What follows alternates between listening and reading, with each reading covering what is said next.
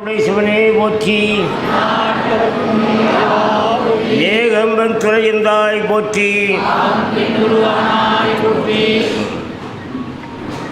அன்பார்ந்த பெருமாக்களே,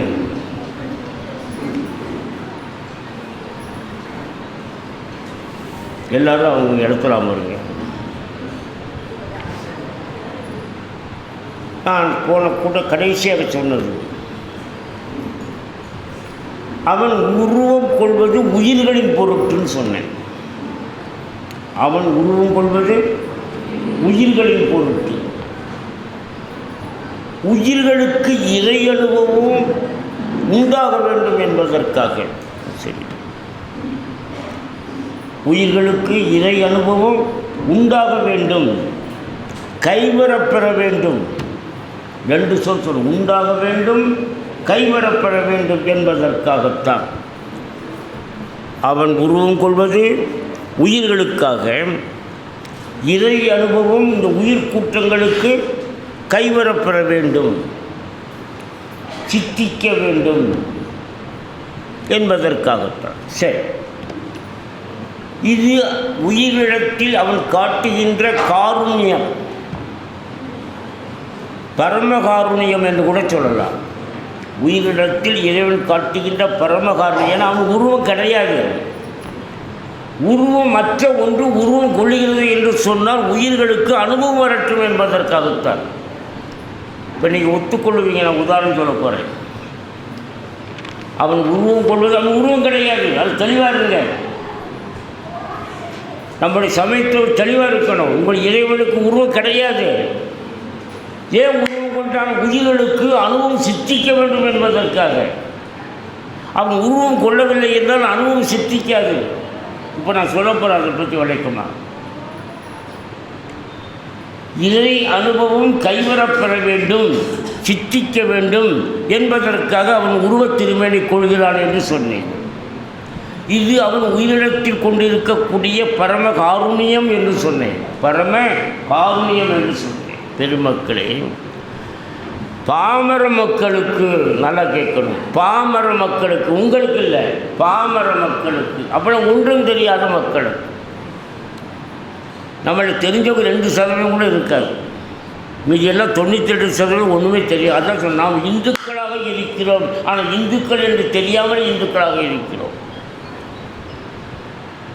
அதுதான் பாமர மக்களுக்கு. யாருக்கு? ஒன்றும் இல்லாத வெட்டவெளி என்று சொல்லக்கூடிய சூன்யம். பாமர மக்களுக்கு ஒன்றும் இல்லாத வெட்டவெளியாக இருக்கக்கூடிய அந்த சூன்யம் எந்த ஒரு அனுபவத்தையும் தராது. பாமர மக்களுக்கு ஒன்றும் இல்லாத வெட்ட வெளியாக இருக்கக்கூடிய அந்த சூன்யம் எந்த ஒரு அனுபவத்தையும் தராது. 3 வார்த்தை அடிக்க சொல்லுவேன். அதனால் தியானம் பயிற்சி உடைகள் இருப்பீங்க, தியான பயிற்சி உடைகளெல்லாம் இருப்பீங்க. முதல் உற்று நோக்கி உங்கள் தியான அனுபவத்தை கொண்டு வாங்க, புரியும். உற்று நோக்கி. அடுத்து மனதை ஒருநிலைப்படுத்தி. 2. முதல் செயல் என்னது? உற்று நோக்குதல். 2வது செயல் மனதை, ஆமாம், அங்கேயே அலைவிடக்கூடாது. உற்று நோக்கி மனதை ஒருநிலைப்படுத்தி. சரிதானே? உற்று நோக்குதல் ஒரு செயல், அது முதலாவது. அப்போ உற்று நோக்கிய பிறகு நம்முடைய மனதை என்ன செய்யணும்? அலைபாய விடாமல் ஒருநிலைப்படுத்த வேண்டும். உற்று நோக்கி ஒருநிலைப்படுத்தி. 3வது, மனம் ஒன்றிலே குவிய வேண்டும். உற்று நோக்க வேண்டும், மனம் ஒருநிலைப்பட வேண்டும், ஒன்றிலே மனம் குவிய வேண்டும். சொன்னா 3. ஒன்றிலே மனம் குவிய வேண்டும். இதற்கு ஏதாவது ஒரு பொருள் இருந்தால் தான் உங்களால் உற்று நோக்க முடியும், மனதை ஒருநிலைப்படுத்த முடியும், அந்த ஒன்றிலே மனதை குவிய வைக்க முடியும். உதாரணம் சொல்லட்டுமா? ஏன் உருவத் திருமணி வந்ததுன்னு சொல்ல போகிறேன்.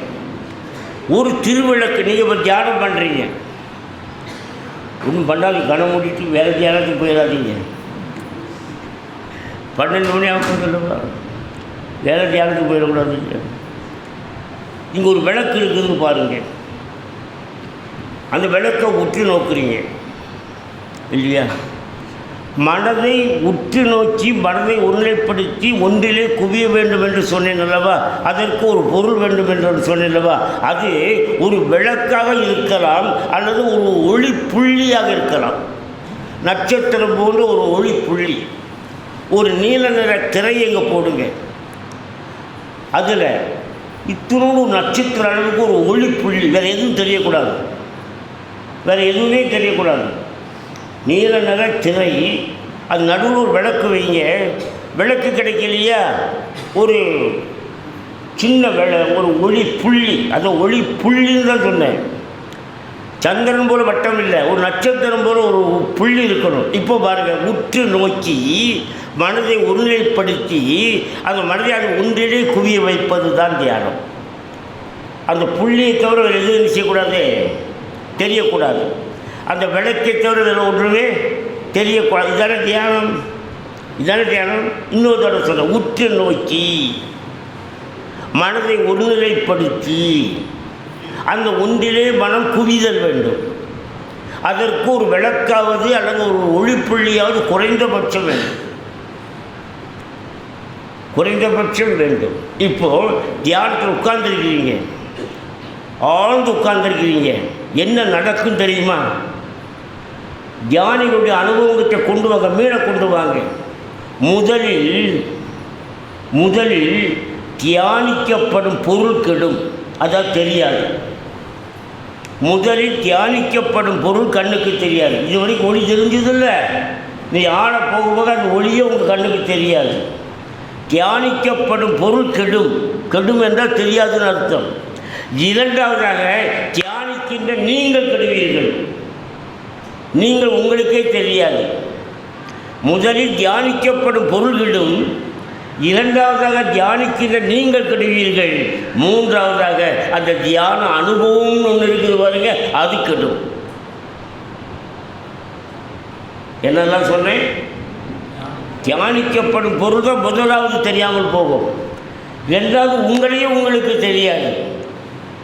அப்போ எது இருக்கும்? அனுபவம் இருக்கும், அந்த தியான அனுபவம் இருக்கும், அந்த அனுபவமும் விட்டு போயிடும். இப்போ எதுவுமே தெரியாது, தியானிக்கப்படும் பொருள் தெரியாது, தியானிக்கின்ற நீங்கள் தெரியாது, அந்த தியான அனுபவமும் கிடையாது இல்லையா? இது அழகாக ஒரு பாட்டில் ஒருவர் சொன்னார், இன்னது யானன்றி அறியேன், இன்னது யானன்றி அறியேன், என்னை ஏன் இன்னும் தேடினேன், யாதினும் காணேன், இன்னது யானன்று அறியேன். இப்போ எனக்கு என்ன தெரியலையே, இன்னது யானன்று அறியேன், என்னை ஏதினும் தேடினேன், யாதினும் காணேன், இன்னது யானன்று அறியேன். இதுதான் ஞான அனுபவம் இல்லையா? புது கவியர் அவருக்கு அழகான ஒரு கவிஞர் இருந்தார். என்ன இருந்தால் தெரியுமா?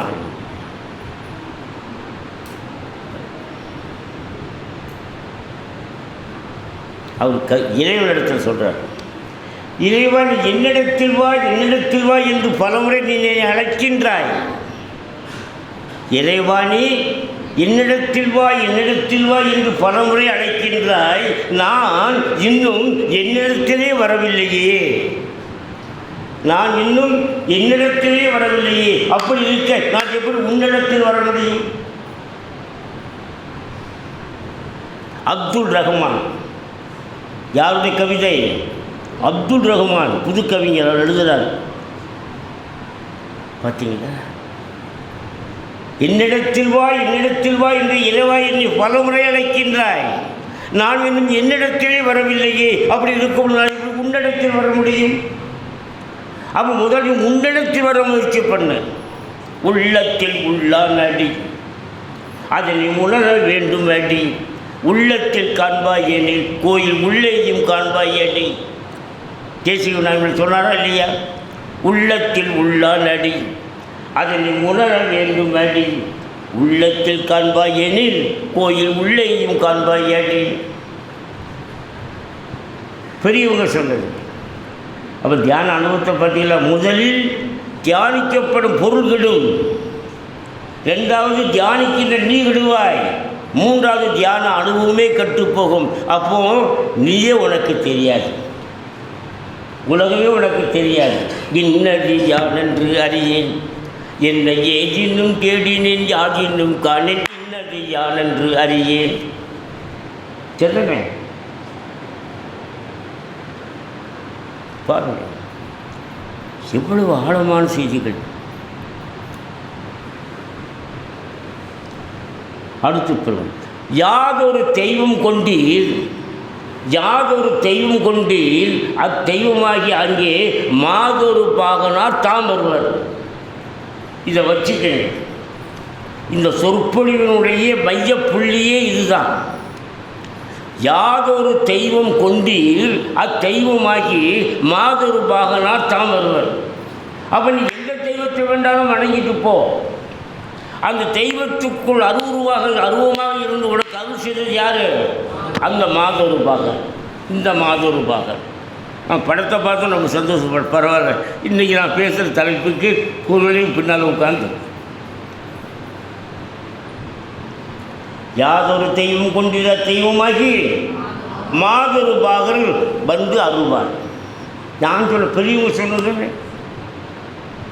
ஆரொருவர் உள்குவார் உள்ளத்துள்ளே அவுருவாய் நிற்கின்ற அருளும் தோன்றும். அப்பர் சாமி சொன்னாரா இல்லையா? ஆரொருவர் உள்குவார் உள்ளத்துள்ளே அவ்வுருவாய் நிற்கின்ற அருளும் தோன்றும். அப்படி எந்த தெய்வத்தை வழிபட்டாலும் அந்த தெய்வத்துக்குள்ளே இருந்து அருள்வது யார் தான்? மாதொரு பாகன் தான். அப்போ இதில் என்ன பேத கிடக்குது? இதெல்லாம் பெரியவன் சிறியவன் என்ன கிடக்குது? தத்துவம் ஒன்றும் அறியாது. தத்துவத்தை அறிந்தவனுக்கு இந்த வேறுபாடு தெரியாது. தத்துவத்தை அறிந்தவனுக்கு உயர்வும் தெரியாது, தாழ்வும் தெரியாது. பழனிமலைக்கு கீழே இருந்தால் மலையும் தெரியும், குளமும் தெரியும். அதான் உயர்வும் தெரியும், தாழ்வும். பழனிமலைக்கு மேலே ஏறி பார்த்தா எல்லாம் ஒன்றாத்தான் இருக்கும். அப்போ நீ நேரே போன உன்னை சொல்கிறேன், அப்போ உனக்கு எல்லாம் ஒன்றாக தெரியும். பின்னால் வாங்க.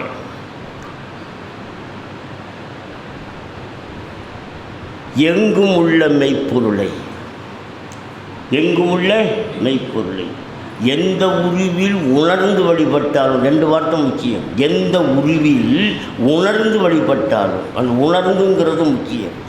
எந்த உருவில் நீ உணர்ந்து வழிபட்டாலும் அந்த உருவில் இருப்பவர் மாதொரு பாகரே. என்ன சொன்னேன்? எங்கும் உள்ள மெய்ப்பொருள், அது ரொம்ப முக்கியம். எங்கும் உள்ள மெய்ப்பொருள், எங்கும் உள்ள மெய்ப்பொருள். அதை எந்த உருவில் நீ உணர்ந்து வழிபட்டாலும் அந்த உருவத்துக்கு உள்ளே இருந்து அருள்வது யார் தான்? மாதொரு பாகன் தான். ஏன்னா அவன் எங்கும் இருக்கிறான்லவா, அவன் எங்கும் இருக்கு. அப்போ இதில் இல்லைன்னு சொல்ல முடியாத. எங்கும் இல்லைன்னு சொல்லு, இங்கே தான் இருக்கிறான் அப்படின்னு சொல்லு. அப்போ இங்கே இல்லைன்னு சொல்லலாம். எங்கும் உள்ள பரம்பொருள், எங்கும் உள்ள பரம்பொருள்.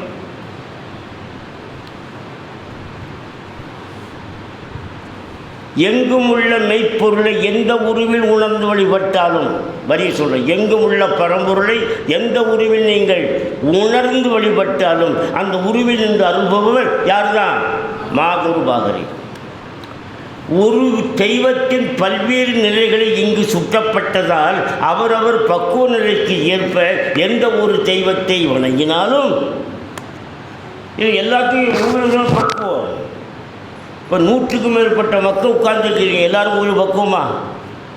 ஒவ்வொருத்துக்கும் ஒரு பக்குவம். அதனால் சொல்கிறேன், ஒரு தெய்வத்தின் பல்வேறு நிலைகளை இங்கு சுற்றப்படுவதால் அவரவர் பக்குவ நிலைக்கு ஏற்ப எந்த ஒரு தெய்வத்தை வணங்கினாலும் அந்த தெய்வங்களின் வடிவில் சூட்சும பொருளில் நின்று அருள் புரிவது யார் என்று சொன்னால் அந்த மாதொரு பாகர் தான். அதாவது நம்முடைய சிவபரம்பொருள் தான். ஏன்னா அதுக்கு அந்நியமாக வேறு எந்த ஒரு பொருளும் கிடையாது. எந்த உருவில் நீ வழிபட்டாலும் சொன்னேன். வேதம் ஒரு தத்துவத்தைத்தான் பல மூர்த்திகளாக்கி தந்திருக்கிறது. நான் சொல்லல, காஞ்சி மகா பெரியவர் சொல்ல வார்த்தை. வேதம் ஒரே தத்துவத்தைத்தான் பல மூர்த்திகளாக்கி நமக்கு தந்திருக்கிறது. சொக்கலிங்கம் சொல்லல, காஞ்சி மகா பெரியவர் சொல்ல. வேதம் ஒரே தத்துவத்தைத்தான் பல மூர்த்திகளாக்கி தந்திருக்கிறது என்று கூறியவர் காஞ்சி மகா பெரியவர். அப்போ சிறு தெய்வ வழிபாட்டில் தொடங்கலாம், பெரிய தெய்வ வழிபாட்டில் நின்றுடணும். அங்கே தேங்கி நிற்கணும்.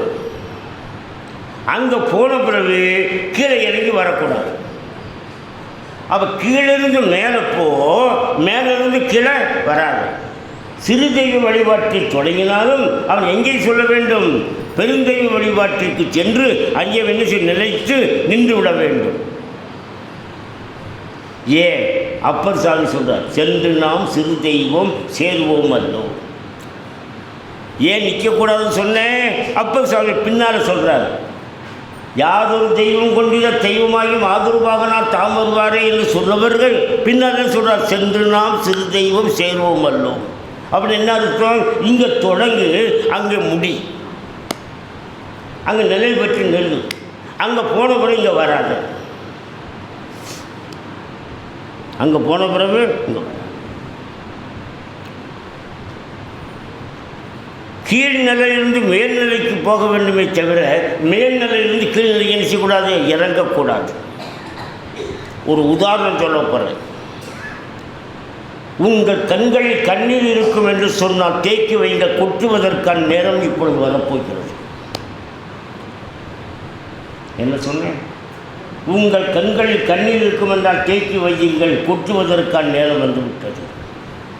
என்ன சார் அப்படி ஒரு நேரம்? என்னுடைய வாழ்க்கையில் நடந்த சம்பவம் எத்தனையோ.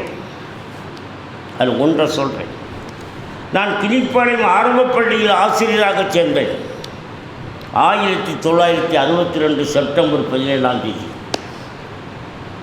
நல்லாசிரியர் விருதும் அங்கே தான் பெற்றேன். 98 வரைக்கும் அங்கே தான் ஆசிரியராக, தலைமை ஆசிரியராக இருந்தேன். அப்புறம் ஓய்வு அடைஞ்சு வந்தேன். புரிஞ்சுங்களா? என்ன நடந்தது? அங்கு வாழ்ந்த சேரி மக்கள் என்னுடைய மனதை கவர்ந்தார்கள்.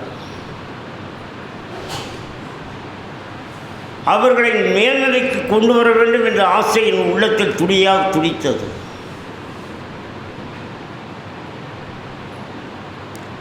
நான் சேர்ந்தவுடனே அட்மிஷன் ரெஜிஸ்டரில் மாணவர்கள் சேர்ப்பதற்காக சேரிகுல மக்கள் வந்தார்கள். என்னப்போ பையனுடைய பெயரை கேட்டேன், பழனி அப்படின்னா. நான் செய்த புரட்சி 1962 யாரும் செய்யாத புரட்சி செய்த கல்வித்துறையில். என்ன புரட்சி? பழனி, பழனிசாமி. உன் பையன் பழனி இல்லை, இவங்களுக்கு யாரு? உன் பையன் பேர் கருப்பன், கருப்பனையில் கருப்பசாமி. உன் பையன் பேர் முத்தான் இல்லை, முத்துசாமி. பெயரை மாற்றி எழுதினேன். அவன் காலில் விழுந்து ஓன்னு ஆட ஆரம்பித்தான். சாமி, நாம் பண்ணைத்தில் வேலை பார்க்குற குடும்பம் நாங்கள்லாம் ஆடு மாடு மேய்த்து நாங்கள் இப்போ காலம் கழிச்சுக்கிட்டு இருக்கிறோம்.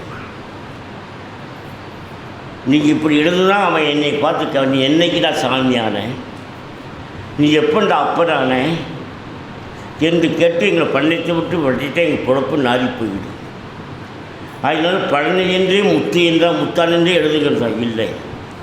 இந்த ஊர் மக்கள் மாற்று அளவிலாத அன்புடையவர்கள், பக்திமை உடையவர்கள். சொக்கலிங்க ஐயா தான் எழுதினார் என்று சொல்லுங்கள் என்று சொன்னார்.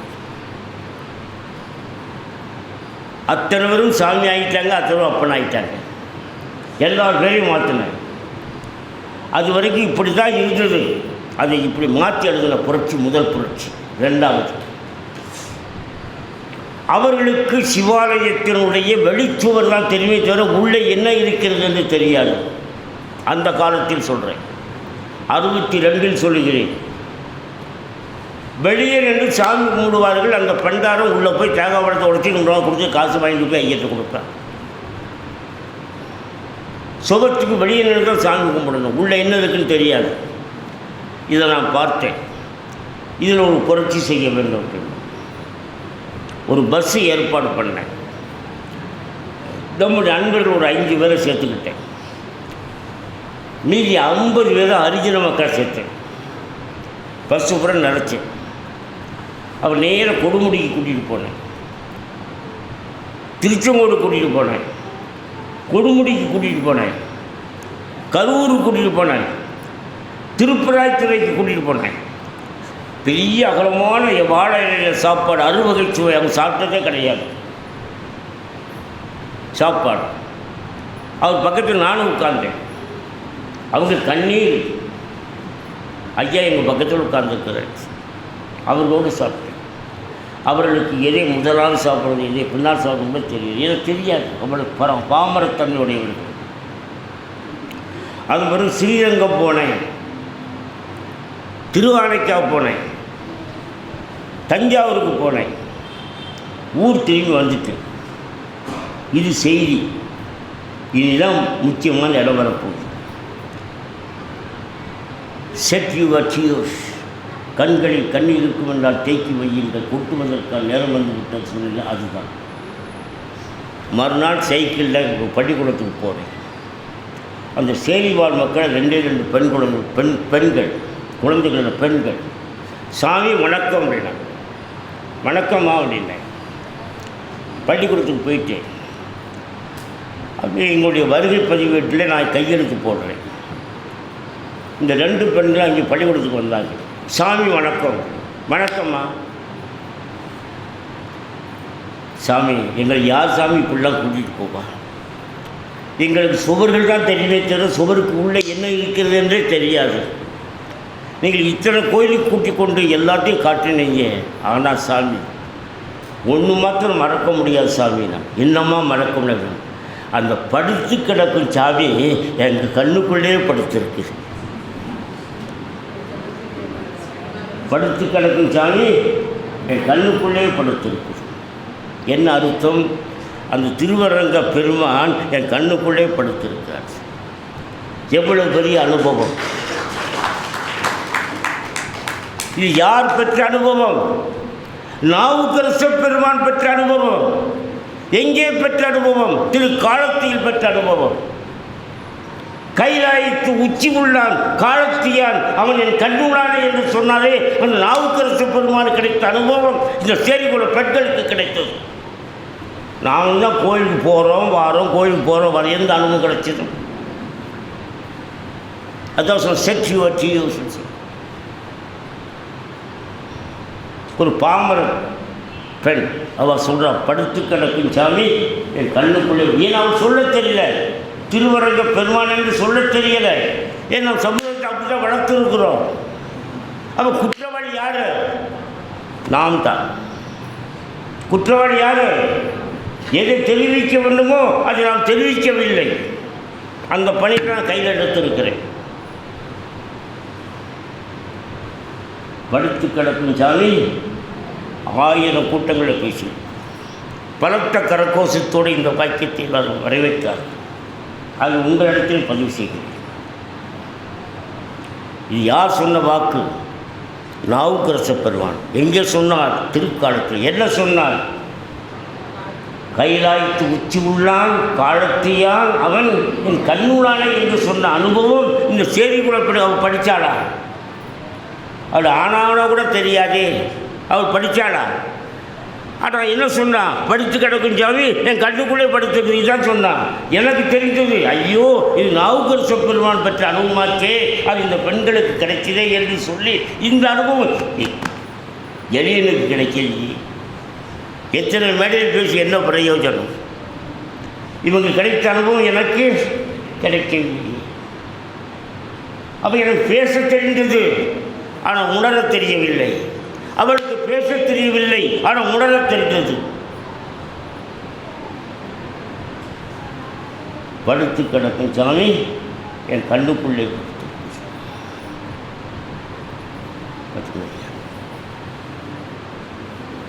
புரியுதா? புரியுதா? பெருமக்களே, அடுத்து உயிர் ஒன்றல்ல பல, எண்ணற்றவை. நல்லா கேட்கணும். உயிர் ஒன்றல்ல, எண்ணற்றவை. ஆனால் வேதாந்தம் என்ன சொல்லும்? உயிரும் ஒன்று தான், பரம்பொருளும் ஒன்று தான். அந்த பரம்பொருள் தான் உயிராக இருக்குது, உயிர் தான் பரம்பொருள். ஆனால் சைவ சித்தம் தான் அப்படி சொல்லவில்லை. உயிர் ஒன்றல்ல, எண்ணற்றவை. ஆனால் பரம்பொருள் ஒன்று தான். பரம்பொருள் ஒன்று தான். சொல்லு சிக்கும், ஏன்னா பள்ளி இல்லை. பேசும்பொழுது என்னோட சொற்கள் சிக்குதுன்னு சொல்லாச்சுன்னு சொன்னால் என்ன இல்லை, பள்ளி இல்லை. அதனால சொல்லு சிக்கும், நீங்கள் தப்பாக நினச்சிக்காதீங்க. உயிர் ஒன்றுதான், ஒன்றல்ல, எண்ணற்றவை. ஆனால் பரம்பொருள் ஒன்று தான். உடம்புகள் தோறும் இருக்கும் உயிர்கள் வேறு வேறு ஆனவை.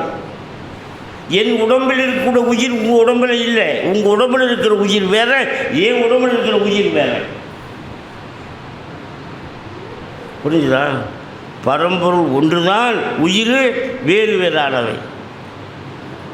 ஒரு குதிரையிடத்தில் உயிர் அது வேற, ஒரு யானையிடம் இருக்கிற உயிர் அது வேற, ஒரு பசுவினிடத்தில் உயிர் வேற, ஒரு பறவையிடத்தில் உயிர் வேற, ஒரு கொசுவினிடத்தில் உயிர் வேற, ஒரு எறும்பிடத்தில் உயிர் வேற. அதான் உயிர் எண்ணற்றவை சொல்ல. உயிர் எண்ணற்ற, ஆனால் பரம்பொருள் ஒன்று.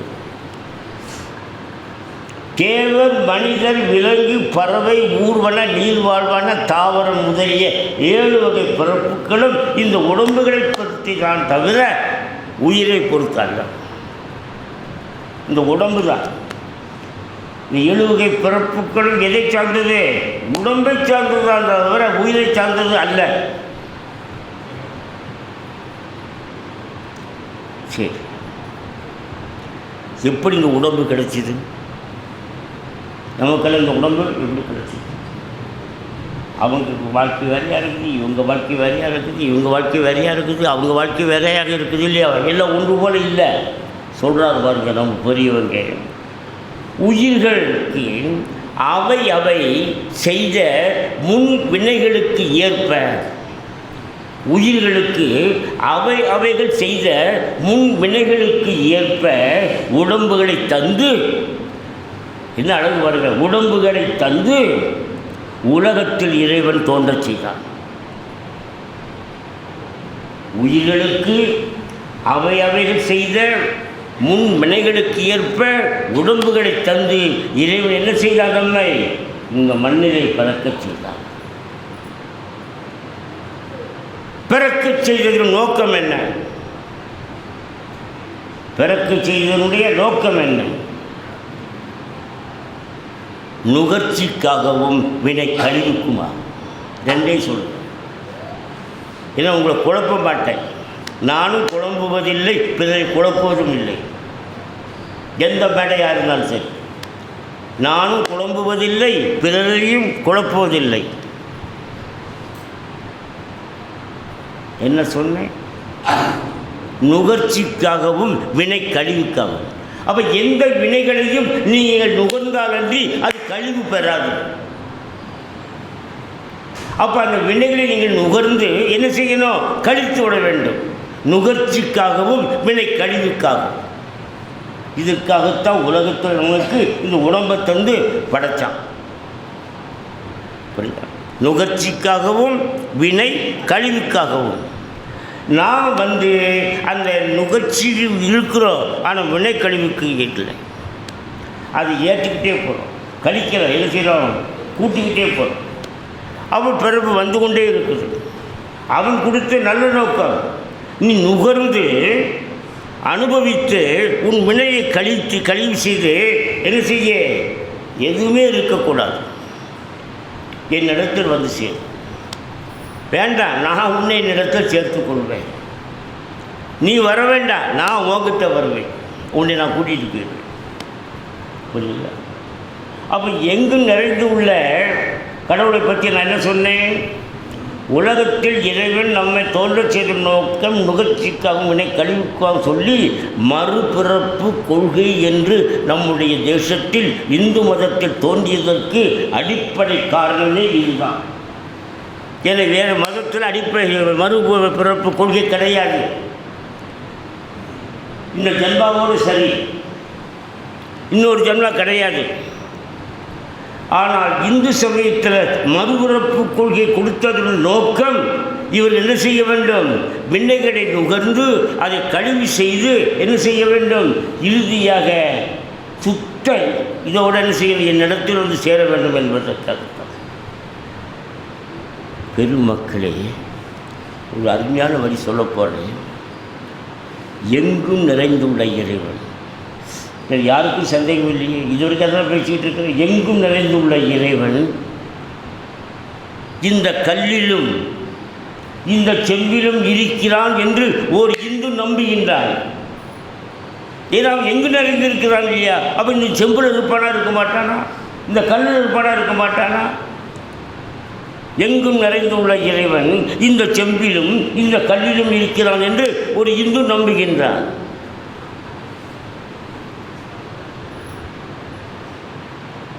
இந்து சமயத்தினுடைய விக்கிர வழிபாடு தோன்றியதற்கு காரணம் இதுதான். இந்து சமயத்தில் விக்கிரக வழிபாடு தோன்றியதற்கு காரணம் எங்கும் நிறைந்துள்ள இறைவன் இந்த கல்லிலும் இந்த செம்பிலும் இருக்கிறான் என்று ஒரு இந்து நம்புவதனால தான் நமக்கு விக்கிரக வழிபாடு தோன்றியது. அது ஆரம்பத்திலே சொல்லிட்டேன். ஒளிப்புள்ளி இறை அனுபவம் கிடைக்க வேண்டும் என்றால் ஒரு விளக்கு சுடராவது அல்லது ஒரு ஒளிப்புள்ளியாவது இருக்க வேண்டும் என்று சொன்னேன் இல்லையா? நான் கன்னத்தில் போட தெரியும், தொட்டு வணங்க தெரியும், தட்டத்தில் காசு போட தெரியும். காசா போட்டால் ஓசை வரும், நோட்டா போட்டால் ஓசை வராது. காசா போட்டால் ஓசை வரும், நோட்டா போட்டால். இதுதான் நாம் அறிஞ்சது. அதான் சடங்கு வழி சிந்தனையிலிருந்து நாம் மாறி எங்கே போக வேண்டும்? கருத்து வழி சிந்தனைக்கு போக வேண்டும்.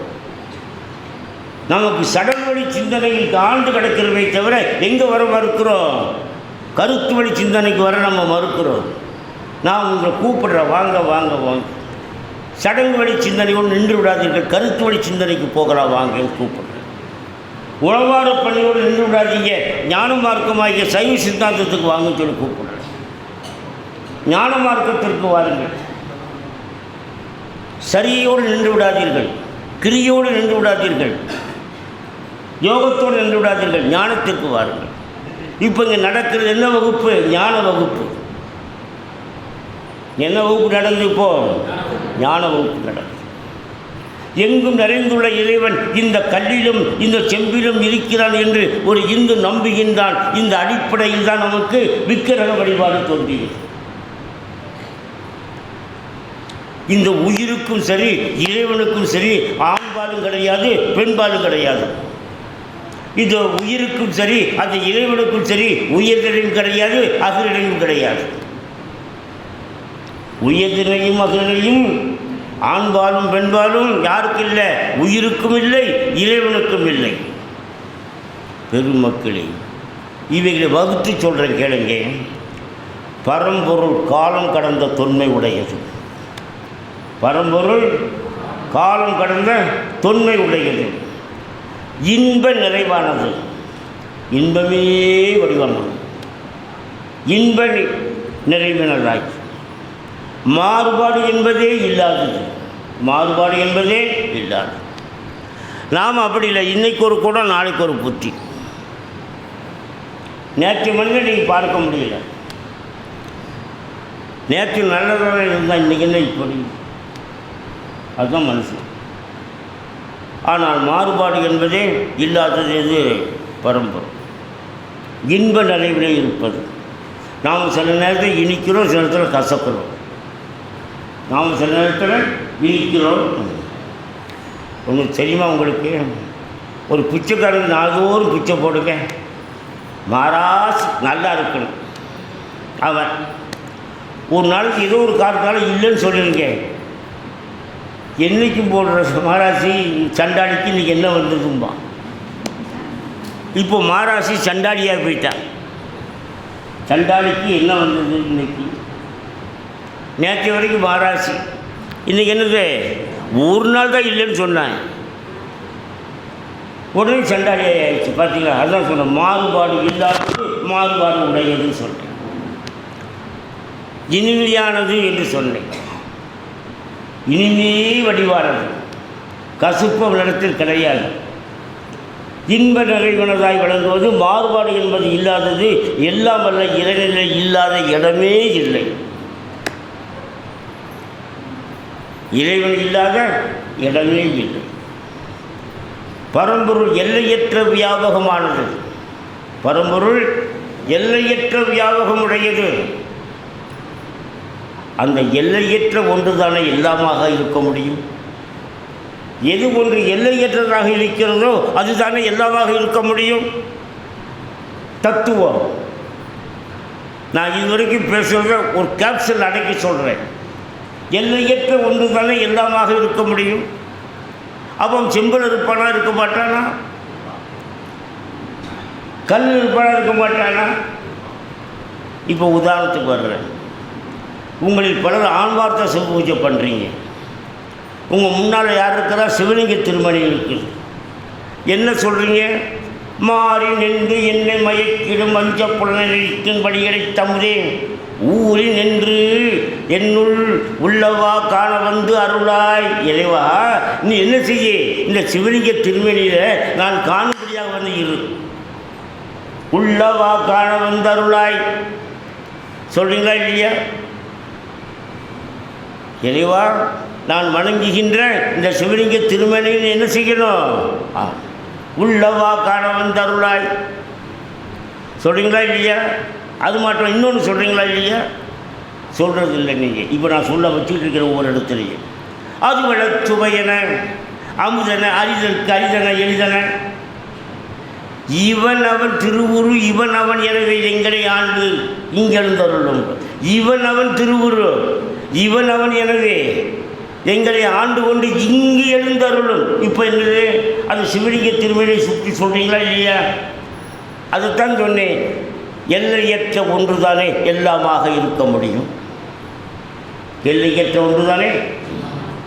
அப்போ இந்த சிவலிங்க திருமணியில் யார் இருக்கிறா?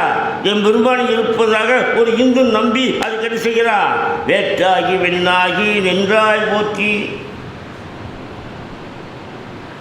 சான்று சொன்னேன். அப்பர் சாமி சொல்வார், செங்கனானும் பிரம்மனும் தம் உள்ளே எங்கும் தேடி திரிந்து அவர் காண்கிறார். எங்கும் தேடி திரிந்தவர் இங்கு உற்றேன். இங்கு உற்றேன் எங்கே? அந்த சிவலிங்க திருமணியில் இங்கு உற்றேன் என்று இவ்லிங்கத்தை தோன்றினான். இங்கு உற்றேன் என்று லிங்கத்தை தோன்றினான். யாரு? பொங்கு செஞ்சடை புண்ணியமூர்த்தி. பொங்கு செஞ்சடை பார்த்தீங்களா? 3 பாட்டு சொன்னேன். அதுக்காக தான் ஆரம்பத்தையும் ஒரு தத்துவத்தை சொன்னேன். என்னது? எல்லையற்ற ஒன்று தானே எல்லாமாக இருக்க முடியும். அப்போ இந்த சிவலிங்க திருமணி யார் தான்? அவன் தானே, சந்தேகம் இல்லையே. சரி, பெருமக்களை கண்ணதாசன் ஒரு வரி சொன்னான். கவியரசு கண்ணதாசன், கல்லை கல்லாக பார்ப்பதற்கு எந்த ஒரு ஞானமும் தேவையில்லை, ஆனால் கல்லின் தெய்வத்தை பார்ப்பதற்கு ஞானம் தேவை. கல்லை கல்லாக பார்ப்பதற்கு எந்த ஒரு ஞானமும் தேவையில்லை, கல்லில் தெய்வத்தை பார்ப்பதற்கு ஞானம் தேவை. நாம் கல்லில் தெய்வத்தை பார்க்கிறோம், நாம் கல்லில், ஆனால் மற்றவர்கள் கல்லை கல்லாக பார்க்கிறார்கள். இதுதான் வித்தியாசம். அப்போ கல்லை கல்லாக பார்ப்பதற்கு எந்த ஞானமும் தேவையில்லை, ஆனால் கல்லில் தெய்வத்தை பார்ப்பதற்கு ஞானம் வேண்டும். ஆகவே தான் கல்லையும் நாம் செய்கிறோம், தெய்வமாக பார்த்து வணங்கிறோம், செம்பையும் தெய்வமாக பார்த்து வணங்கிறோம். சுந்தரர் ஆரூர் பெருமானை நேரில் தரிசித்தாரா இல்லையா? சுந்தரர் ஆரூர் பெருமானை நேரில் தரிசித்தாரா இல்லையா? திருக்கட்சி நம்பிகள் காஞ்சி வரதராஜ பெருமானிடத்தில் நேரில் பேசினாரா இல்லையா? அந்த வரலாறு உங்களுக்கு தெரியாது, இன்னொரு காலத்தில் நேரம் வரும்போது சொல்கிறேன். திருக்கட்சி நம்பிகள் காஞ்சி வரதனிடத்தில் நேரில் பேசினார், பலமுறை பேசினார், ஒரு முறை இருமுறை இல்லை. அவர் தான் ராமானுஜருடைய முதல் குருநாதர். ராமானுஜர் நீ சொல்கிறாங்க இல்லையா, அவருடைய முதல் குருநாதர் யார்? திருக்கட்சி நம்பிகள். அவர் காஞ்சி வரதனிடத்தில் நேராக பேசியவர். பரமஹம்சருக்கு காளியின் தரிசனம் கிடைத்ததா இல்லையா? பரமஹம்சர் காளியின் தரிசனம் கிடைத்ததா இல்லையா? சமர்த்த ராமதாசருக்கு அனுமனுடைய தரிசனம் கிடைத்ததா இல்லையா? சமர்த்த ராமதாசருக்கு அனுமனுடைய தரிசனம் கிடைத்ததா இல்லையா? நால்வர் பெருமக்களுக்கு இறைக்காட்சி கிடைத்ததா இல்லையா? இவையெல்லாம் சார்ந்து நீங்கள் நம்ப வேண்டும் என்பதற்காக நான் சொல்லுகின்ற சாட்சி. பெருமக்களே, நம்ம எப்படி சொல்கிற கேளுங்க, அழகான வரிகள். மலைகளிலும் நதிகளிலும் மரங்களிலும் செடி கொடிகளிலும் படமெடுத்து ஆடுகின்ற பாம்பினிடத்தும் விலங்குகளிடத்தும் பறந்து விரிந்த கடலிடத்தும் எல்லையற்ற விண்ணிடத்தும் இந்த மண்ணிடத்தும் அந்த நீரிடத்தும் நெருப்பிடத்தும் காற்றிலிடத்தும் தெய்வத்தை காண்பவன் இன்று. தெய்வத்தை காண்பவன் இன்று உண்டாயில்லை. எல்லா கோயிலையும் ஸ்தல மரம் இருக்குதா இல்லையா? அதான் சொல்லு. எல்லா கடவுளுடைய உடம்புலையும் பாம்பு இருக்குதா இல்லையா? அதை அடுக்கணும். எல்லாத்தையும் தெய்வத்தை பார்த்தவர்கள் இன்று. ரசிகமணி டிகேசி அவர்கள் பம்பாய்க்கு ஒரு முறை போயிருந்தார். ஒரு ஆங்கிலேயன் அவரிடத்தில் பழக்கமானான். அங்கே நிற்கின்ற மரங்களை பார்த்து அவன் சொன்னான், வி லவ் தி ட்ரீஸ் அப்படின்னான். நாங்களெல்லாம் மரங்களை நேசிக்கிறோம் என்று சொன்னான். ரசிகமணி உடனே பதில் சொன்னார், நீங்கள் மரத்தை நேசிக்கிறீர்கள், நாங்கள் மரத்தை வணங்குகிறோம், வி வொர்ஷிப் தம் அப்படின்னார். வி லவ் தி ட்ரீஸ் அவன் சொன்னது. நம்மால் என்ன சொன்னாரே, வி வொர்ஷிப் தம், நாங்கள் அதை வணங்குகிறோம். நீங்கள் நேசிக்கிறீர்கள், நாங்கள் அதை வணங்குகிறோம் என்று சொன்னார். இதைத்தான் பாரதி சொன்னார், காக்கை சிறகினிலும் காக்கை பார்க்கும் மரங்களிலும் கேட்கும் மொழிகளிலும் கொழுந்து விட்டு எரியும் நெருப்பிலும் கண்ணனை கண்டு உணர்ந்து மகிழ்ந்தவன் யாரு? பாரதி. கண்ணனை கண்டு உணர்ந்து மகிழ்ந்தவன் யாரு? மகாகவி பாரதி. அப்போ உயிரில்லா எல்லா உயிரிடத்தும் இறைவனை காண்பது தான் ஆத்ம ஞானம். எல்லா உயிரிடத்தும் இறைவனை காண்பது தான் ஆத்ம ஞானம். அவ்வாறு காண்பவன் தான் ஆத்ம ஞானி. அவ்வாறு காண்பவன் தான். அதை தான் முன்னால் சொன்னேன், அடுக்கி சொன்னேன், ஒன்று விடாமல் அடுக்கி சொன்னால் இல்லையா? அப்போ எல்லா உயிரிடத்தும் எவன் ஒருவன் கடவுளை காண்கின்றானோ அவன் தான் யார்? ஆத்ம ஞானி. அங்கிங்கனாதபடி எங்கும் பிரகாசமாய் ஆனந்த பூர்த்தியாகி அருளோடு நலிந்திருப்பது இதுவோ அதுவே பரம்பரை. இது தாய்மானுடைய வாக்கு. இறைவனை பாராதி அண்ட பரப்பெல்லாம் படைத்து அழித்து துடைக்கும் ஒரு எல்லையற்ற பரம்பொருள் என்று சொன்னவர் மனோன்மணி சுந்தரம் பிள்ளை அவர்கள். இத்தனை சொல்லிட்டீங்க இல்லையா? இப்போ எங்களுக்கு என்ன சொல்கிறீங்க? இதெல்லாம் அவங்க சொன்னது கேட்ட சந்தோஷமாக இருக்குது. எங்களுக்கு ஓரளவு பக்குவம் வருது. இந்த அந்த காலத்தை மூட்டம் போடுறதுன்னு உண்டு. வாழைக்காயை பூராவுமே ஒரு இதில் போட்டு எல்லாம் அடைச்சி ஒரு சின்ன துவாரம் போட்டு அதுக்குள்ளே வாழைச்சருகெல்லாம் வச்சு பூ பூ பூ பூ ஊதி மூட்டம் போடும். அதுபோல் காயாக இருக்கின்ற நம்ம பெரியவங்க என்ன செய்கிறாங்க? ஊதி பழுக்க வைக்கிறாங்க. இப்போ நான் ஊதி பழுக்க வைக்கிறேன். காயாக இருக்கின்ற எங்களை எங்கள் ஐயா ஊதி பழுக்க வைத்தார் இல்லையா? இப்போ எங்களுக்கு என்ன சொல்லப்படுது? உங்களுக்கு சொல்வது, நீயும் அந்த ஆத்ம ஞானத்தை பெற வேண்டும் என்று சொன்னார். இப்போ சொன்னாலுமா ஆத்ம ஞானம், நீயும் அந்த ஆத்ம ஞானத்தை பெற வேண்டும் என்று சொன்னால் நீ உனக்குள்ளே வெகு தூரம் பயணித்தாக வேண்டும். நீயும் அந்த ஆத்ம ஞானத்தை பெற வேண்டும் என்று சொன்னால் நீ உனக்குள்ளே வெகு தூரம் பயணித்தாக வேண்டும். அவன் இங்கே கோயிலுக்குள்ளே போனதாக வெளியில் வர்றோம். கொஞ்ச நேரம் உட்கார்ந்து தான் போகிறது.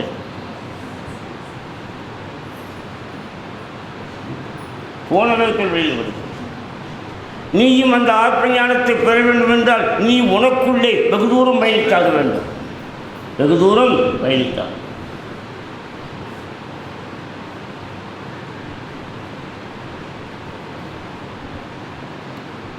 அவன் பேரா இயற்கை தெரியும். அவன் பேரா இயற்கை அழிவற்றவன். அவன் வெளிக்குள் ஒளியாக இருக்கிறான், ஒளிக்குள் வெளியாக இருக்கிறான். புரிஞ்சுதா? அவன் வெளிக்குள் ஒளியாக இருக்கிறான், ஒளிக்குள் வெளியாக இருக்கிறான். அவன் வெளிக்குள் ஒளி, ஒளிக்குள் வெளி. ஒளிக்குள் வெளியாகவும் இரண்டரை ஒன்றுக்குள் ஒன்றாகவும் இருக்கிறான். இரண்டு அதாவது இரண்டு இல்லாமல் ஒன்றுக்குள் ஒன்றாக இருக்கிறார். பெருமக்களே, எல்லாருடைய உள்ளத்தில் ஒரு ஆத்ம ஒளி உண்டு. அது நீங்கள் நினைச்சா விரிக்கலாம். ஆத்ம ஒளியை நினைத்தா நீங்கள் செய்யலாம், விரிக்கலாம். ஆனால் சிவ ஒளி அப்படி அல்ல, அது எல்லையற்றது. சிவ ஒளி எல்லையற்றது. சிவ ஒளி அவன் உயர்வர உயர்நலம் உடையவன். உயர்வர உயர்நலம் உடையவன். அது வள்ளல் பெருமான் சொன்னால் உங்களுக்கு புரியும். உயர்வர உயர்நலம் உடையவன் சொன்னான். அது வள்ளல் எப்படி சொல்கிறாரு? அருட்பெருஞ்சோதி அருட்பெருஞ்சோதி தனிப்பெருங்கருணை அருட்பெருஞ்சோதி. நான் முன்னால் சொன்ன அவன் ஒளிக்குள் வெளிக்குள் ஒளியாகவும் ஒளிக்குள் வெளியாகவும் இருக்கிறான். உயர்வர உயர்நலம் உடையவனாக இருக்கிறான். அதை வள்ளல் பெருமான் மிக அழகாக என்ன சொன்னார்? அருட்பெருஞ்சோதி அருட்பெருஞ்சோதி தனிப்பெருங்கருணை எளிமையாக புரிய வைத்தார். இன்னும் கொஞ்சம் நேரம் நம்ம சாப்பாடு விட்டுடலாம். பசிக்குதா?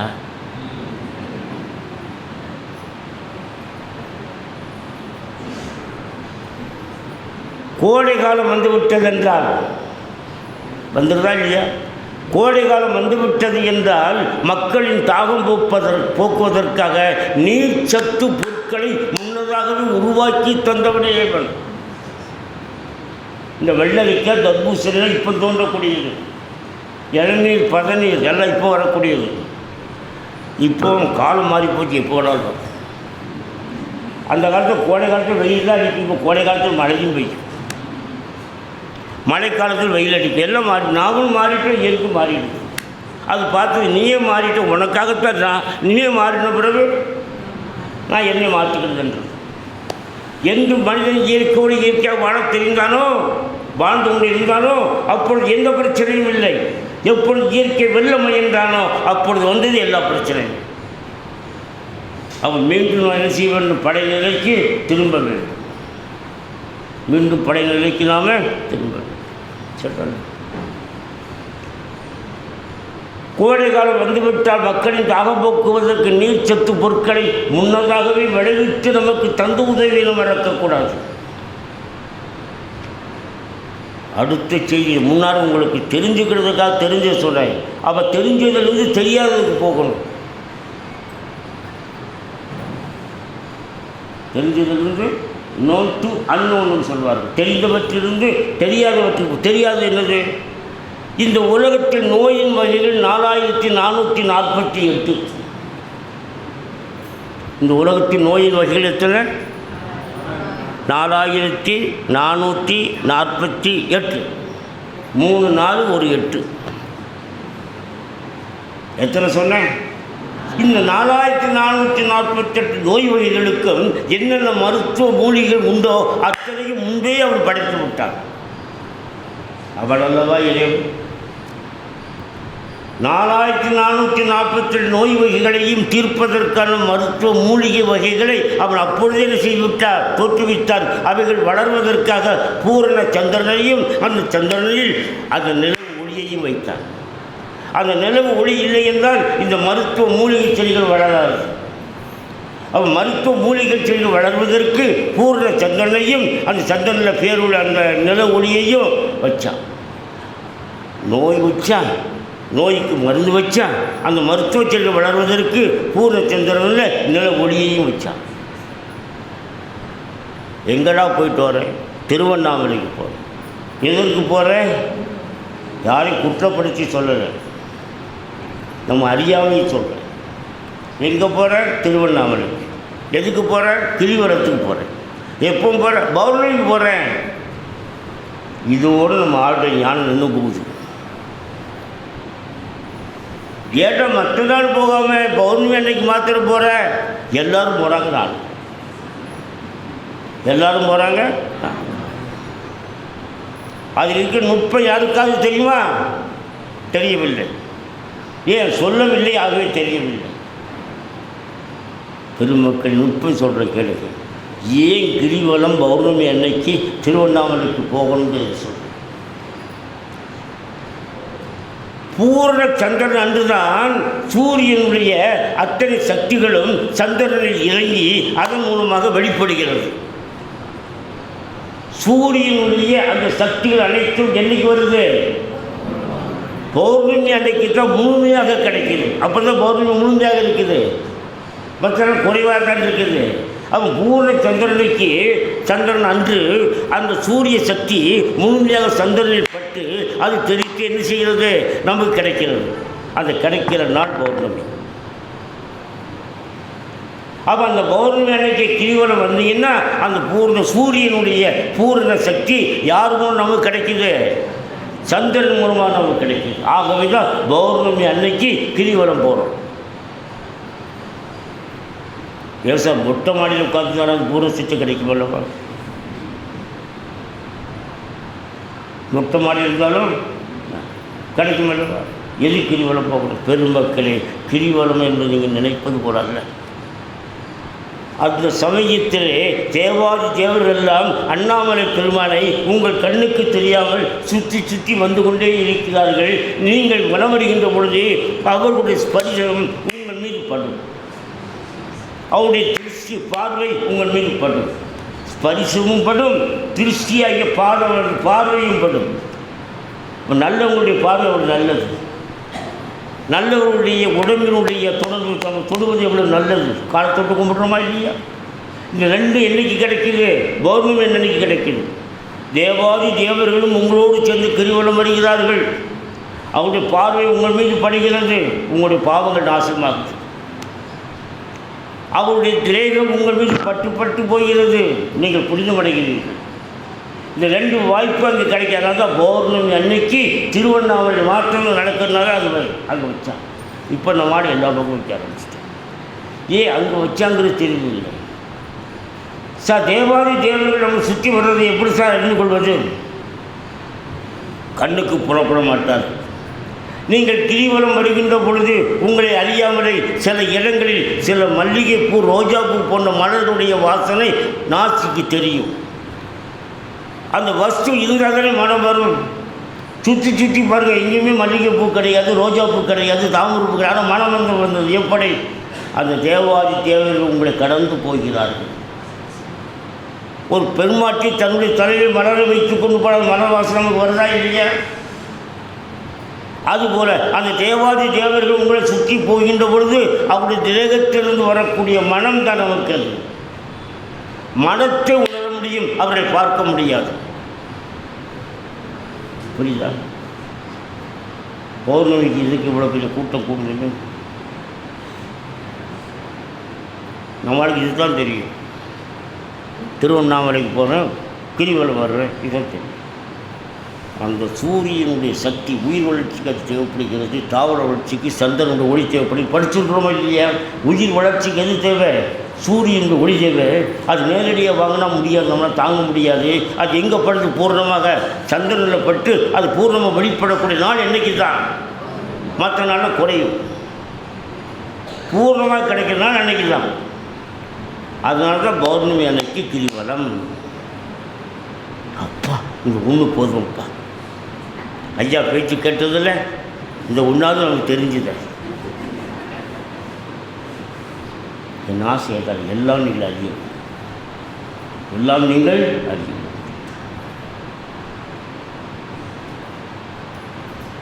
எல்லாம் நீங்கள் அறிவு. இன்று நாம் காணுகின்ற சித்த மருத்துவம், அடுத்த செய்தி கேட்டுக்க. இன்று நாம் காணுகின்ற சித்த மருத்துவம், ஆயுர்வேதிக் மருத்துவம், அலோபதி மருத்துவம், ஜெர்மன் டாக்டர் சாமுவேல் ஹானிமன் அவர்கள் கண்டுபிடித்த ஒத்ததை குணப்படுத்தும், அண்டர்லைன், ஒத்ததை குணப்படுத்தும் என்கின்ற ஹோமியோபதி மருத்துவம், ஹோமியோபதி மருத்துவம், ஒத்ததை குணப்படுத்தும் என்ற ஹோமியோபதி மருத்துவம், இவையெல்லாம் அவன் காட்டி தந்த மருத்துவ வகைகள், இவையெல்லாம் அவன் காட்டி தந்த மருத்துவ வகைகள். கடைசியாக என்ன சொன்ன? ஒத்ததை குணப்படுத்தும், விஷத்தை குணப்படுத்தும். ஒரு உதாரணம், விஷத்தை குணப்படுத்தும், உண்டா இல்லையா? ஒத்ததை குணப்படுத்தும். இதுதான் ஹோமியோபதி மருத்துவத்தினுடைய அடிப்படை சித்தாந்தம். ஒத்ததை குணப்படுத்தும், விஷத்தை முறியடிக்கும். அதுக்காக ஒரு பாம்பு கொட்டி வச்சு இன்னொரு பாம்பு கொண்டாந்து கொத்த விடாதீங்க. ஐயா சொல்ல ஒத்ததை குணப்படுத்தும். இந்த பாம்பு கிடைச்சா இன்னொரு பாம்பு கிடைக்கும். அந்த விஷத்தை மருந்தாக்கும், விஷத்தை மருந்தாக்கும். அப்படி மருந்தாக்கி தான் அதை பழனி முருகப்பெருமான் நவபாசனத்தினுடைய, ஆமாம், அந்த நவபாசனத்தை ஒன்றுபடுத்தி உருவம் செய்தது தான் யார்? பழனி முருகப்பெருமான். ஒத்ததை குணப்படுத்தும்.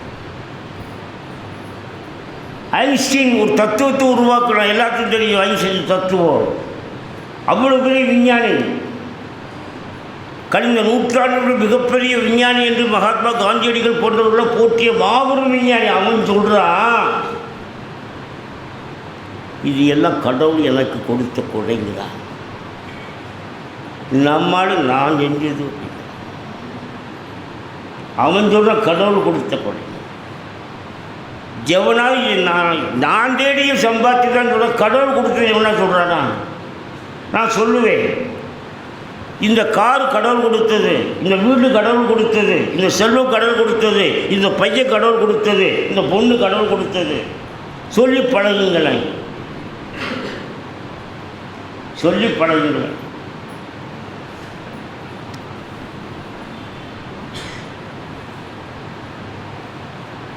சுகந்தி வந்திருக்கிறார், என் பிள்ளை. அவளுக்கு முன்பாக பவானி வந்து எங்கள் ஊருக்கு வருவதற்காக அங்குள்ள அன்பர்கள் எனக்கு ஏற்பாடு செய்து, இப்போ சுகந்தி குடிக்கு போகிற வர்றான். அப்போ அந்த ஒரு டீச்சர் அம்மா, அன்னூர், எங்கே அன்னூர், மேட்டுப்பாளையமாக அன்னூர் நினைக்கிறேன். அவள் ஒரு கார் வச்சுருக்கிறாள். அந்த காரில் என்னை கூட்டிகிட்டு வந்தான். அந்த காருக்கு பின்னால் இருந்தது வெளியிலிருந்து ஒரு வழி.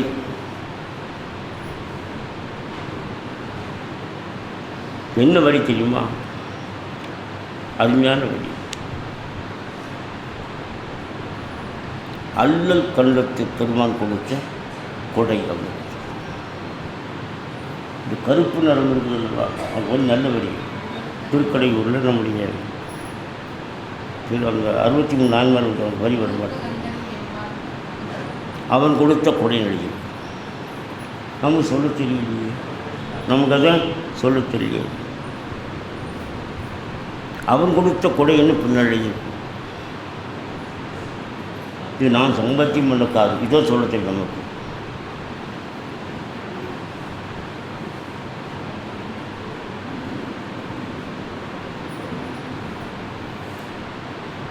சரி, நமக்கு வரமாட்டேங்குது. சரி, அப்படி பெருமக்களே, ஒரு பொருளை இயங்க வைக்கும் மின்சாரமும் விசையாக ஊர்ந்து செல்லும் காற்றும், ஒரு பொருளை இயங்க வைக்கும் மின்சாரமும், நல்லா மேலே பாருங்கள், ஒரு பொருளை இயங்க வைக்கும் மின்சாரமும் ஊர்ந்து விரைவாக செல்லுகின்ற காற்றும் நம் கண்ணுகளுக்கு தெரிகிறதா? நம் கண்ணுக்கு தெரியவில்லை என்பதனால் அவைகள் இல்லை என்று சொல்வதா? மின்சாரமும் சரி, காற்றும் சரி, நம் கண்ணுக்கு தெரியவில்லை என்பதனால் இல்லை என்று சொல்ல முடியுமா? அதுபோல கடவுள் நம் கண்ணுக்கு தெரியவில்லை என்பதனால் அவனை இல்லை என்று சொல்ல முடியுமா?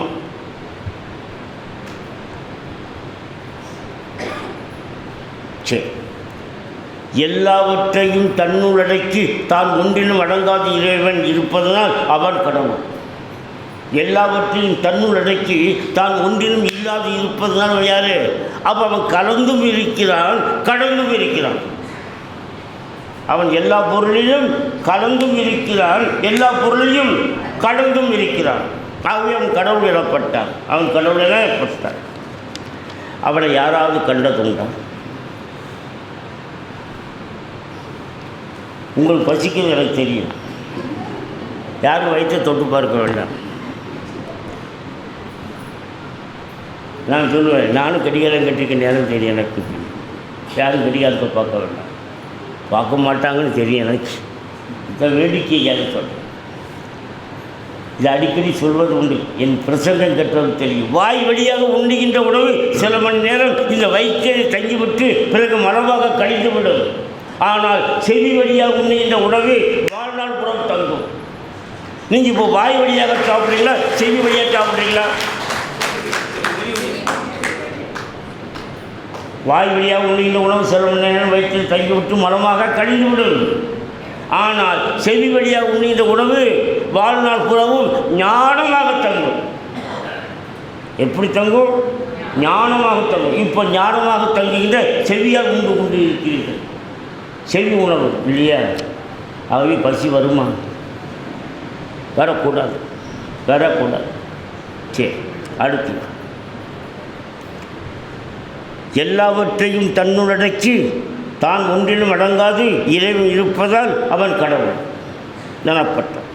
அவன் எல்லா பொருட்களையும் கலந்தும் இருக்கிறான், கடந்தும் இருக்கிறான். சரி, அவனை யாராவது கண்டதுண்டா என்று கேட்டால், கண்டவர் விண்டதில்லை, விண்டவர் கண்டதில்லை. இதுதான் பதில். அவனை கண்டவர் விண்டதில்லை, விண்டவர் கண்டவர். பார்த்தவன் சொல்லலை, சொன்னவன் பார்த்ததில்லை. சரி பெருமக்களே, காஞ்சி மகா பெரியவர் அருமையான வழி சொன்னார். எனக்கு காஞ்சி மகா பெரியவர் ரொம்ப பிடிக்கும்.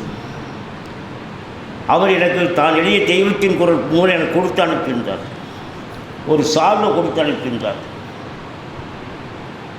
அச்சதிகள் கொடுத்து அனுப்பியிருந்தார், குங்குமங்கள் கொடுத்து அனுப்பியிருந்தார். இதெல்லாம் சொக்கலிங்கத்தை போய் சேர்த்து விடுங்க அப்படின்னு சொல்லி இந்த திருப்பூர் ஜனகல்யாண இயக்கத்தின் மூலமாக பல வருஷங்களுக்கு முன்னால், இன்றைக்கு நேரத்தில் பல வருஷங்கள் அவர் வந்து கொடுத்தார்கள். ஐயா பெரியவாள் உங்கள்கிட்ட கொடுக்க சொல்லி கொடுத்தார்கள். இன்னைக்கு நேரத்தில் பல வருஷம் அந்த தெய்வத்தின் குரலை நான் பலமுறை படித்தேன். எனக்கு பெரிய தாக்கம் ஏற்பட்டது. இப்படி இனி யாரும் செய்ய முடியாது, இனி யாரும் அப்படி செய்யவே முடியாது, யாரும் சொல்லவும் முடியாது. வாய்ப்பு கிடைத்தா படித்து பாருங்கள். தெய்வத்தின் குரல். அவர் சொல்கிறாரு, நான் எல்லோருக்கும் விளங்க மாட்டேன் என்று தான் சொன்னாரே தவிர, நான் எல்லோருக்கும் விளங்க மாட்டேன் என்று தான் சொன்னாரே தவிர ஒருவருக்கும் விளங்க மாட்டேன் என்று அவர் சொல்லவில்லை. இப்போ உங்களுக்கு புரியலை? இந்த அம்மாவுக்கு புரிஞ்சு போச்சு, தலையாட்டுது, நல்லா தெரிஞ்சு. நான் எல்லோருக்கும் விளங்க மாட்டேன் என்று தான் அவர் சொன்னாரே தவிர ஒருவருக்கும் விளங்க மாட்டேன் என்று அவர் சொல்லவில்லை. என்ன சார், எங்களுக்கு ஒன்றும் புரியலையே. அந்த அம்மாவுக்கு புரிஞ்சு போச்சு, உங்களில் பலருக்கு புரிஞ்சு போச்சு. என்னன்னு சொன்னால், பொதுமக்களை இல்லை என்று சொல்வதற்கு ரெண்டு சொல் உண்டு. ஒன்று அன்மை, இன்னொன்று இன்மை. அன்மை என்று சொன்னால் இல்லைதான், இன்மை என்று சொன்னால் இல்லை. என்ன வித்தியாசம்? அன்மைக்கு இருந்தாலும் இருக்கலாம், இல்லாமல் போனாலும் போகலாம். அது மனிதனாக கேட்டால் மனிதன் போல் இருக்கக்கூடிய ஒரு கட்டை. அப்போ மனிதன் இல்லைன்னு அர்த்தம். மனிதன் போல் தோன்றுகின்ற ஒரு கட்டையை தவிர மனிதன் இல்லை. மனிதன் போல் இருக்கிறான். இது அன்மை. இன்மைன்னா இல்லவே இல்லை. முயலுக்கு காது இல்லவே இல்லை, இருக்கலாம் என்று சொல்லி கிடையவே கிடையாது. அது அண்மை இன்மை. இது ரெண்டும் தமிழ் சொல்லு. அண்மைக்கு இருந்தாலும் இருக்கலாம், இல்லாமல் போனாலும் போகலாம். இன்மை ஒரே முடிவு, இல்லை இல்லை இல்லை. அதுதான் மரக்கட்டை மனிதன் போல தோன்றுகிறது, ஆனால் மனுஷன் இல்லை. ஆனால் மனிதனாக மனுஷன் போல இருக்குது, ஆனால் மரக்கட்டை. முயலுக்கு காது, முயலுக்கு கொம்பு இல்லை, முயலுக்கு கொம்பு இல்லை, அது இல்லைவா? அதான் சொன்னேன், நான் எல்லோருக்கும் விளங்க மாட்டேன் என்று தான் சொன்னாரே தவிர ஒருவருக்கும் விளங்க மாட்டேன் என்று சொல்ல. ஏன்னா ரிஷிகளும் ஞானிகளும் பெரியவர்களும் அவரை கண்டார்கள்.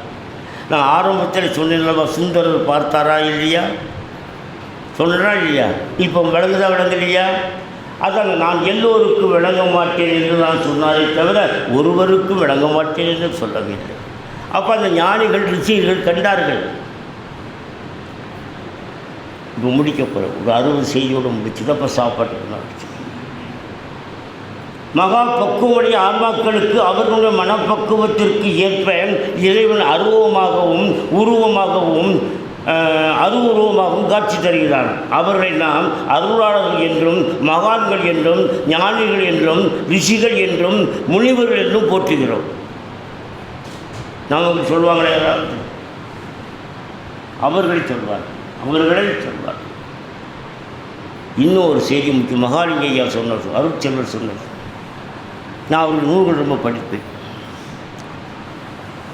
எனக்கு அவர் ரொம்ப பிடிக்கும்.